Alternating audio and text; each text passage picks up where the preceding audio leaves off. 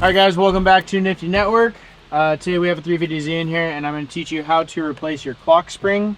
Clock spring is also very important if it is crooked, or if you get into a crash and you get an alignment and you're getting an ABS and a traction control light. Your steering column or your clock spring could actually be torn or not centered. So I'm going to show you where center is, and I'm going to show you how to remove a clock spring also. Make sure that your battery is disconnected. So there's two little plastic covers right here.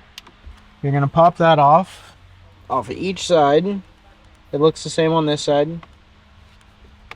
So we'll pop that off. And then this is actually a safety Torx that is holding that on. And let's see here, did I grab the right one? So it's a T30. And what makes it a safety Torx is the center of it is actually hollow because there's a stem, or like a little stud right there, that the tool has to fit in. So we'll get that. We'll get my little adapter on there. And these strip really easily, so make sure when you're doing this, you have the tool going straight into the bolt.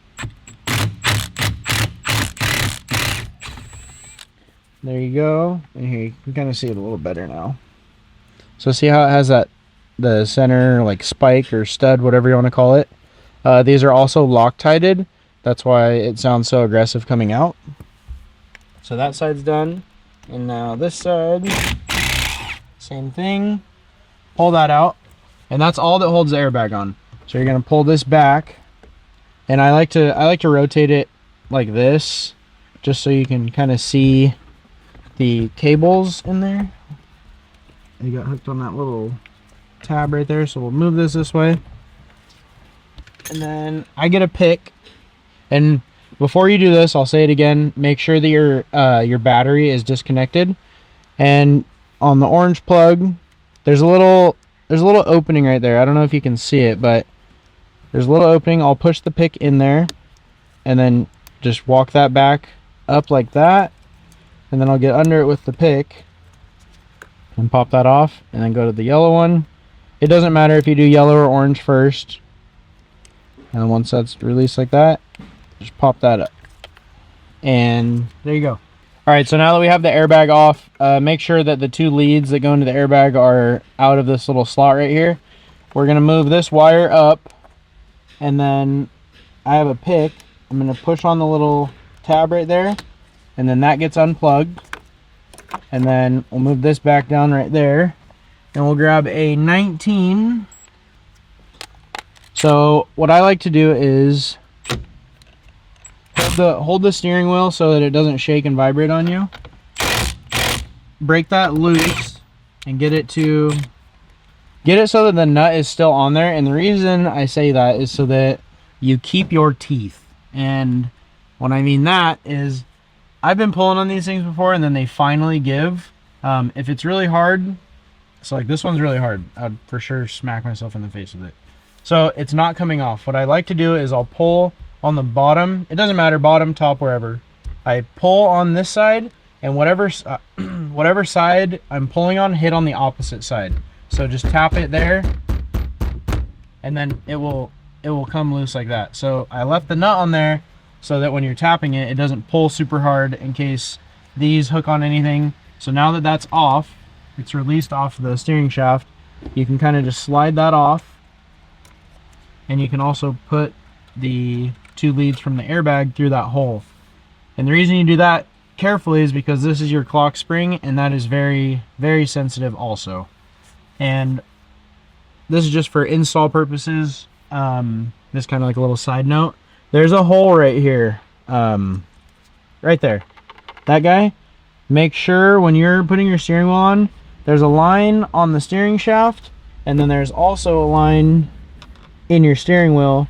You want to make sure that that lines up with that, and that also this little nipple right here lines up with that hole.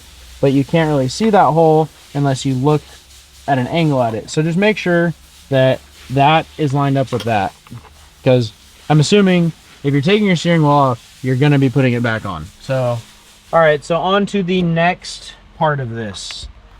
You got to get a Phillips head screwdriver and the adjuster right here for your steering shaft. I open that, and then there's a hidden Phillips head in there.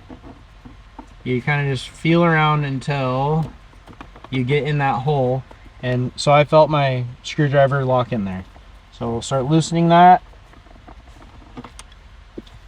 There's one in the front right here and right there, and then there's one in the back still. So we'll do the back one first.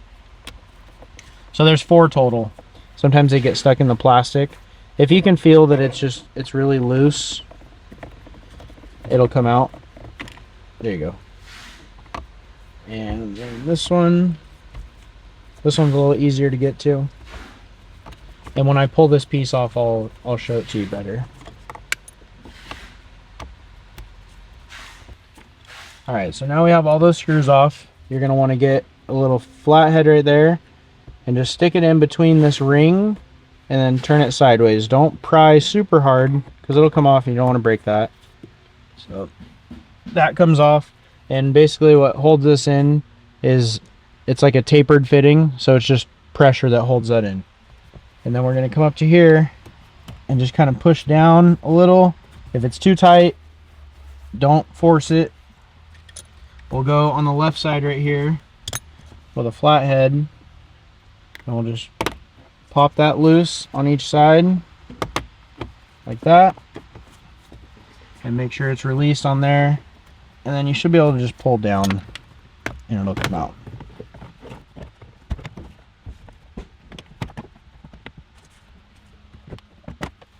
So there you go, the 2 screws that we were finding earlier. This is where that adjuster handle is. It's actually hidden. It'll sit, the handle sits right there, so you won't see it unless you know about it. So there's one there, there's one there, and there. So 4 total. To get the speedometer removed, we got that piece off of here, and then we're gonna grab a 10mm. I like to use the 10mm wobbly. This guy is my favorite thing. And you're gonna see 4 bolts going up. There's one there. Sorry if I'm blocking you. And then there's another one there. Then we'll go to the other side. All right, so now we are on the driver's side of the car or the steering column. You're gonna see 2 10mm right there, and I got my tool on there, and you're gonna loosen that off. There's one. Let's get that out of there. And then there's another one right in front of it.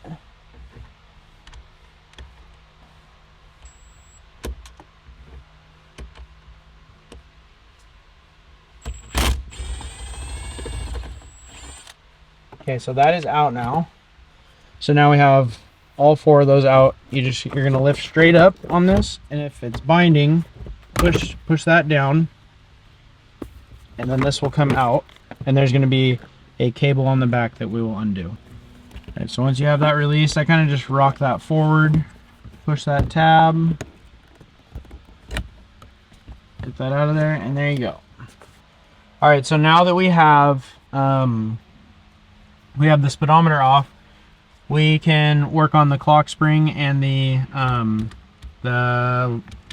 turn signal and these little guys right here. So this isn't necessary. I'm just going to show you this for knowledge purposes. There's 2 tabs on these, and if you press them, you can actually pull these out like that. A lot of people don't know that these can be removed, but you can. So yeah, if you want to unplug it, this has a little base. If it's like fixed to what you're trying to unplug, it makes it easier. So we got one plug there undone, and then we're going to come to the bottom. It's kind of hard to see, but you're going to see a gray plug and you're going to see a yellow plug. You want to do the gray plug first because the gray plug actually locks in the yellow plug. So you can't do the yellow one unless the gray one is done first. Okay, so we got both of those undone. There's 3 plugs on that, and then there's going to be 2 Phillips heads.